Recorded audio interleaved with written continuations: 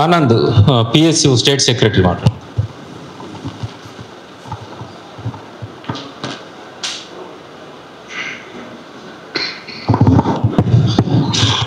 మిత్రులారా, ముందుగా ఇక్కడ వచ్చేసినటువంటి మేధావులకు, విద్యార్థి ప్రతినిధులకు, పూర్వ విద్యార్థి నాయకులకు అందరికీ కూడా progressive students union Telangana state committee పక్షాన ఉద్యమ వందనాలు తెలియజేస్తా ఉన్నాను. మిత్రులారా, మార్చి 13వ తేదీన సర్క్యులర్ వచ్చింది. 14వ తేదీ నుంచి ఉస్మానియా యూనివర్సిటీలో విద్యార్థి సంఘాలు ఆందోళన కొనసాగిస్తూ ఉన్నారు. ఆందోళన చేసిన ప్రతిసారి కూడా విద్యార్థుల యొక్క ఆందోళనను ఉక్కు పాదంతో నడిచివేస్తూ ఉన్నారు. 15వ తేదీ నాడు లైబ్రరీ నుంచి ఆర్ట్స్ కళాశాల దాకా ఒక ప్రదర్శన జరిగింది. ఆ ప్రదర్శనను ఆర్ట్స్ కాలేజీ నుంచి బయటికి రాకుండా అడ్డుకున్నారు. ఆ మరుసటి రోజు విద్యార్థులంతా కలిసి యూనివర్సిటీ క్యాంపస్లో ఉన్నటువంటి రోడ్డు మీద కూర్చుంటే అక్కడ కూడా విద్యార్థులను అరెస్ట్ చేశారు. అంతకంటే ముందు విద్యార్థులు గుమిగూడినా కూడా అక్కడ మళ్ళీ అదుపులో తీసుకున్నారు. 16వ తేదీ నాడు విద్యార్థులంతా కలిసి బంద్కు పిలుపునిచ్చి తరగతులంతా స్వచ్ఛందంగా బైకాట్ చేసుకొని ఆర్ట్స్ కాలేజ్ నుంచి బయటికి వస్తుంటే అక్కడ కూడా అరెస్ట్ చేశారు. అంటే వారు ఇచ్చినటువంటి సర్క్యులర్ను ఎంత తీవ్రంగా అమలు చేస్తున్నారనేది ఈ విషయాలను మనం చూస్తే అర్థమవుతూ ఉంటుంది. రాష్ట్రం మొత్తం ఈరోజు ఉస్మానియా యూనివర్సిటీ వైపు చూస్తూ ఉన్నది. అసలు తెలంగాణ కోసం పోరాడినటువంటి ఉస్మానియా యూనివర్సిటీలోనే ఈ రకమైనటువంటి ఆంక్షలు పెడుతున్నారంటే ఇది ప్రజాస్వామ్యమేనా అని చెప్పి ప్రజలంతా కూడా ముక్కును వేలు చేసుకున్న పరిస్థితి ఈరోజు మనం చూస్తూ ఉన్నాం. ఒక్కటి గుర్తుపెట్టుకోవాల్సింది ఏంటంటే మిత్రులారా, ఈరోజు రాష్ట్ర ప్రభుత్వానికి తెలియకుండా ఈ ఆంక్షలు రాలేదు. అక్కడ ఒక డైవర్షన్ పాలిటిక్స్ అనేది జరుగుతూ ఉన్నాయి యూనివర్సిటీలో. కేవలం యూనివర్సిటీ వైస్ ఛాన్సలర్ వరకే ఈ సర్క్యులర్ ఇచ్చారని చెప్పి అనడం మాత్రం ఇది సహేతుకం కాదు.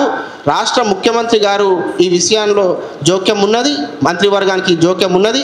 యూనివర్సిటీలో విద్యార్థులకు ఫుడ్ నుంచి మొదలు పెడితే స్కాలర్షిప్ల దాకా అన్ని ప్రాబ్లమ్సే ఉన్నాయి. రీసెంట్గా విద్యార్థుల యొక్క భోజనంలో బ్లేడ్ వచ్చింది. ఆ తర్వాత పిహెచ్డికి సంబంధించినటువంటి వేకెన్సీస్ సంఖ్య పెంచాలని చెప్పి పీజీ సెకండ్ ఇయర్ విద్యార్థులు పోరాటం చేస్తూ ఉన్నారు. అదేవిధంగా 2018 సంబంధించినటువంటి పిహెచ్డి బ్యాచ్ కరోనా వల్ల మేము నష్టపోయామని చెప్పి సబ్మిషన్ గడువు పెంచాలని చెప్పి పోరాటం చేస్తూ ఉన్నారు. అయితే అనాదిగా వికలాంగ విద్యార్థులకు, అంటే ఫిజికల్ ఛాలెంజ్డ్ విద్యార్థులకు అక్కడ ఫీజెస్ లేకుండానే మెస్ అనేది ప్రొవైడ్ చేస్తున్నారు. కానీ ఇటీవల కాలంలో వారికి కూడా ఫీజులు కట్టాలని చెప్పి సర్క్యులర్ విడుదల చేస్తే వారు కూడా పోరాటం చేస్తూ ఉన్నారు. ఇట్లా యూనివర్సిటీలో విద్యార్థులంతా కూడా పోరాటం చేస్తున్నప్పుడు ఆ యూనివర్సిటీ యాజమాన్యం వాళ్ళకి సమాధానం చెప్పలేక, రాష్ట్ర ప్రభుత్వం కూడా వాళ్ళకి సమాధానం చెప్పలేక వీరిని ఎట్లా అణచివేయాలనే ఉద్దేశంతోనే ఈ సర్క్యులర్ను జారీ చేసింది.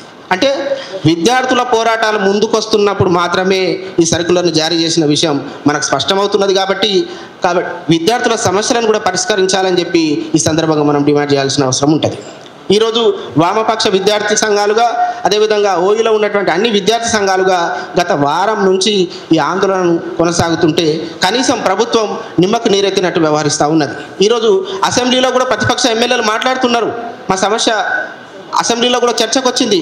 కానీ దానికి అక్కడ ఉన్నటువంటి మంత్రులు కానీ, అక్కడ ఉన్నటువంటి ముఖ్యమంత్రి కానీ సమాధానం ఇంతవరకు చెప్పలేదు. అంటే అధికారంలో రాకముందు నేను ఏడో గ్యారంటీగా ప్రజాస్వామ్యాన్ని అమలు చేస్తా అన్నావు. ఎవరన్నా ఉద్యమకారులు ఉంటే ఈ దొరల గడిని కూల్చండి అని చెప్పి పిలుపునిచ్చినావు. మరి విద్యార్థి ఉద్యమాలను అంచవేస్తున్నావు అంటే ఇది ఏమన్నట్టు? మీ వైఖరి, ద్వంద్వ వైఖరిని ప్రోగ్రెసివ్ స్టూడెంట్స్ యూనియన్ తీవ్రంగా ఖండిస్తూ ఉన్నది.